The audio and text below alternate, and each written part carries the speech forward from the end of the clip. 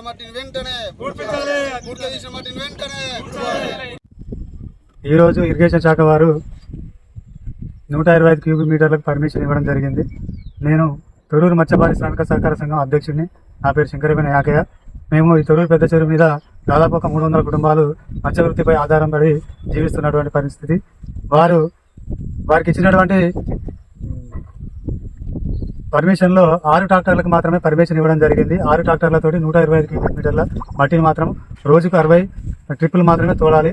ఈ రోజు పొద్దుగాల 8 గంటల నుంచి స్టార్ట్ చేసి ఇప్పటి వరకు కూడా ఒక పర్మిషన్ లేని ఇంకొక 20 ట్రాక్టర్లను తీసుకొచ్చి వాళ్ళ ఇష్టానుసారంగా ప్రైవేట్ వ్యక్తులతోటి కాంట్రాక్టర్లు మరియు ఇరిగేషన్ శాఖ వారు కుమ్మక్కై వాళ్ళ రాజ్యంగా మట్టిని తీసుకెళ్లి మా మత్స్య వృత్తిపై దెబ్బ కొట్టే పరిస్థితులు నెలకొన్నాయి. కావున మేము మా సంఘం తరఫున, మా మత్స్య పారిశ్రామిక సహకార సంఘం తరఫున మా కుల పెద్దలం అందరము ఈరోజు వారిపైన కాంట్రాక్టర్కిను మరియు అదేవిధంగా అధికారులపైన తగినటువంటి చర్యలు తీసుకోవాల్సిందిగా మేము తెలియజేసుకుంటూ, మరి అదేవిధంగా మేము ఇస్తున్నటువంటి ఈ పెద్ద చెరువులో పెద్ద చెరువుకు ఏఈ గారు కూడా పూర్తితాము చెప్పారు. వాళ్ళు కూడా పూడపకుండా ఎక్కడ పనులు అక్కడ వదిలేసి వెళ్ళడం జరిగింది.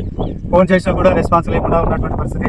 కావున మేము అనధికారికంగా ఉన్నటువంటి ఆ మిగతా 20 ట్రాక్టర్ల మీద చర్య తీసుకోవాలని మేము తెలియజేస్తూ మేము పోలీస్ శాఖ కూడా ఒక వినతి పత్రం అందజేయాలనుకుంటున్నాము.